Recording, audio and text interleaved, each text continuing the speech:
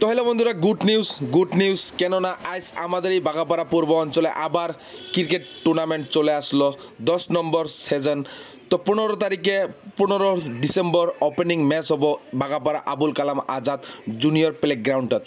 খুব গর্বিত ফিল করছি কেননা আমার নিজস্ব গ্রাউন্ড, এখান থেকে আমি ক্রিকেট কিভাবে শিখতে হয়, কিভাবে খেলতে হয় টোটালি আমার এই নিজস্ব গ্রাউন্ডে দেখেছি। প্লিজ ভিডিওটা সবাই প্রচুর শেয়ার করে দেন যাতে এই বাগাপাড়া পূর্ব অঞ্চলের খেলাগুলো সবাই টুর্নামেন্টে জয়েন হতে পারে। 15 ডিসেম্বর ওপেনিং। তো এবিলি কমিটি চলে আসছে সবাই এখানে।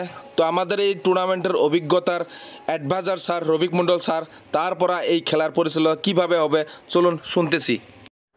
তো স্যার ভালো আছেন না? আছি মোটামুটি। তো স্যার আমি আজকে এই বাগাপাড়া আঞ্চলিক ক্রিকেট টুর্নামেন্টের সিজন 10 নম্বর সিজন চলতেছে।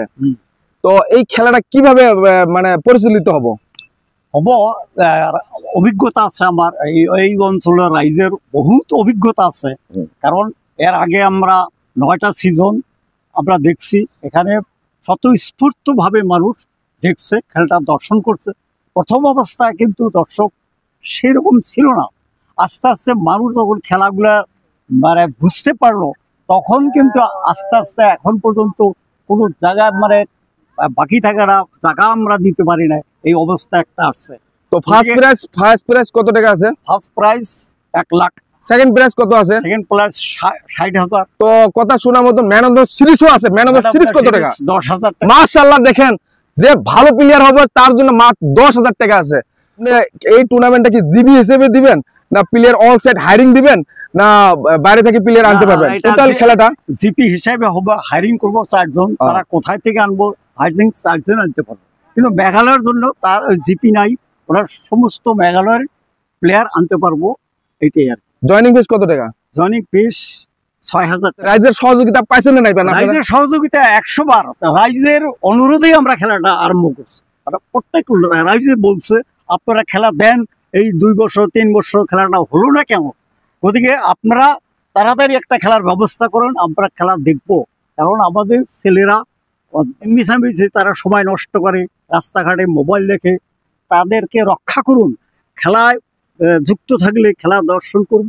গতিকে তারা ওই কাজগুলো তারা করতে পারবো না, এটা রাজির কথা। তো বাগাপাড়া পূর্ব অঞ্চলে cricket tournament Abul Kalam Azad junior class গ্রাউন্ডে, তো আপনার এই গ্রাউন্ডে কোথায় থেকে প্লেয়ার আসে খেলতে?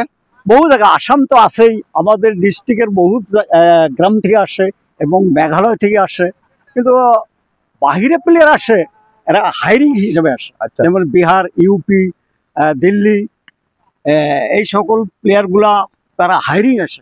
বিশেষ করে আসাম আর মেঘালয়ের টিমগুলো জয়েন করে। তো বিশেষ করে মেইনলি কত দূর পর্যন্ত এই গ্রাউন্ডে টিম ধরছে? এই গ্রাউন্ডে মিনিমাম কত দূর পর্যন্ত? কত দূর? তুরা, এপাশে মহেন্দ্রগঞ্জ, এপাশে ফুলবাড়ি, এই টিমগুলো জয়েন করে। তো এই গ্রাউন্ডে প্লেয়ার গুলো খেলে কি মজা পায় না ভালো লাগে? তারা আছে যে বাগাপাড়ার মতো খেলা হয় নাই, সবচেয়ে বেস্ট পরিবেশন বাগাবাড়ি হয় আমরা পাইছি, অন্য জায়গায় অতটুকু হয় নাই। এটা একটা সুনাম আছে। তো প্লেয়ারদের জন্য কিবা সুখ সুবিধা আছে? প্লেয়ারদের জন্য আমরা একটা চিন্তা ভাবনা করছি, প্রথম ওপেনিং ম্যাচে আমরা সুবিধা দিব, তাদের একটা লাঞ্চের ব্যবস্থা করব, এবং ফাইনাল ম্যাচে আমরা প্লেয়ারদের জন্য একটা ব্যবস্থা করব। তো ধন্যবাদ স্যারকে। তো এইগুলি আমাদের অভিজ্ঞতা ক্রিকেট এই অ্যাডভাইজার রবিক মণ্ডল স্যার, তিনি মন্তব্য শুনলেন। তো প্লিজ সবাই ভিডিওটা শেয়ার করে দেবেন।